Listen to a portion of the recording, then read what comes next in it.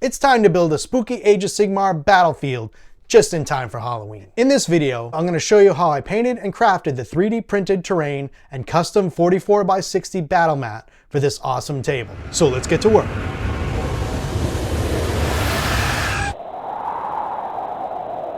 All this terrain I printed with rattle cans. First, with a dark brown. I believe the can called it espresso. Then I zenithalled it with a flat white. I also decided to dry brush a bright white afterwards to get those edges as bright as possible. And hey, make sure you treat your dry brushes right. Even if it's a cheap makeup brush, getting most of that paint out when you finish is important. The brush will last a lot longer if you keep brushing it against a textured surface, even if it's your hand, to get the paint to dry up and fall out. I never submerge my dry brushes in water, as it just ends up getting paint up into the ferrule and is not generally needed to get them clean. The plan was to next use transparent paints through the airbrush to put down the base coat. As you'll see, I used a combination of Army Painter speed paints and acrylic ink, which works well for terrain.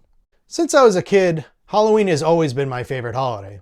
And also, since I was a kid, my friends and I would always create special hobby days for Halloween. Such great memories. Whether it was playing D&D, in the woods LARPing, or battling it out with our miniature armies on the kitchen floor, it was always a great time. So I thought, hey, just because we're adults now doesn't mean we can't continue those traditions. So why not build a new Halloween-inspired battlefield? It'll be great for some Age of Sigmar narrative games.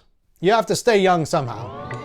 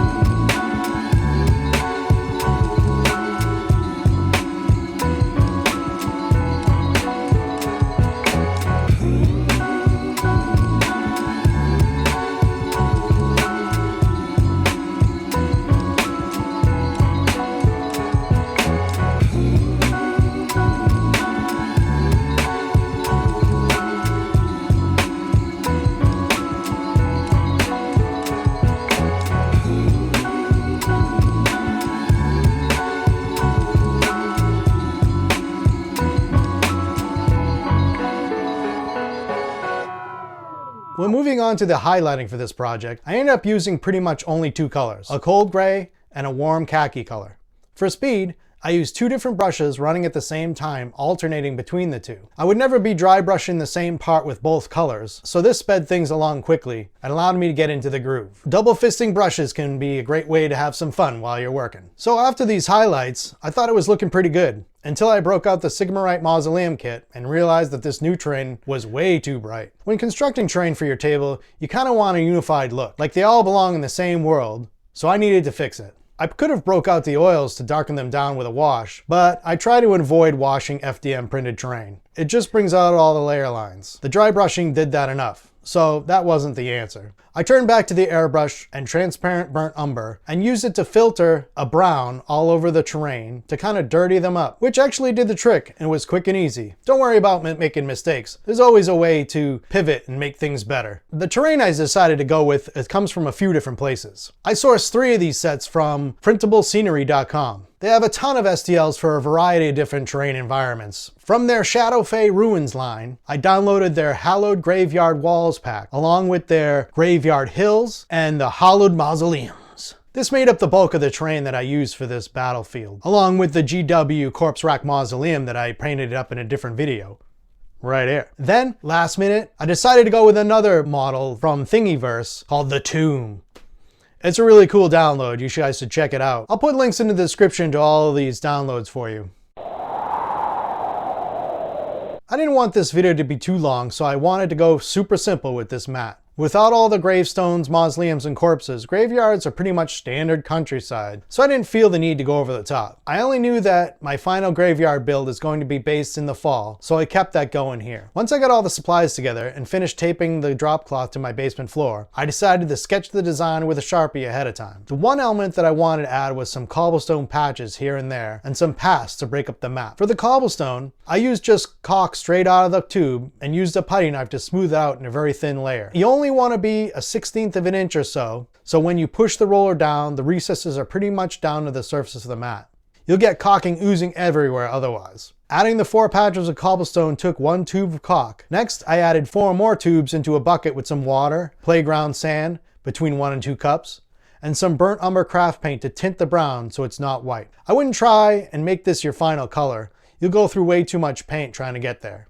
You can just paint it later with a roller. I spread out the final mix with a trowel and used a sponge to give some ground texture, which made quick work of it. Then, it was just a matter of base coating and dry brushing some highlights.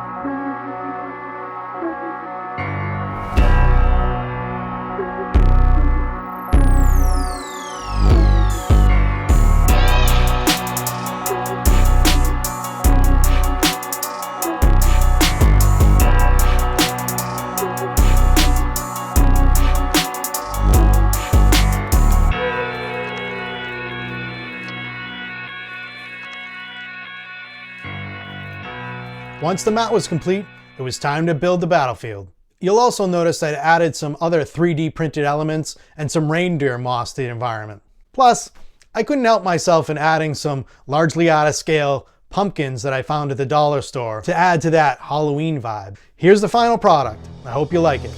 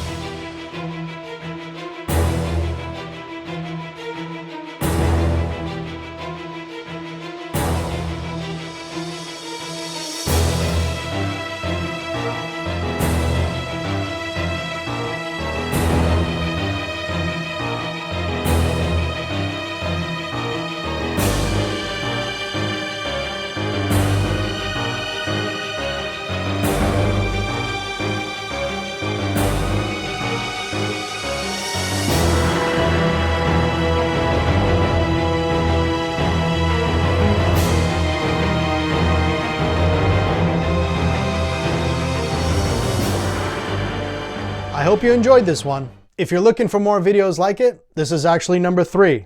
So there's 2 others you can watch. Check them out. In the last and final 4th episode, I'll be crafting a fully modular graveyard out of XPS foam and Scenics. It's going to be epic, so you don't want to miss it. Thanks!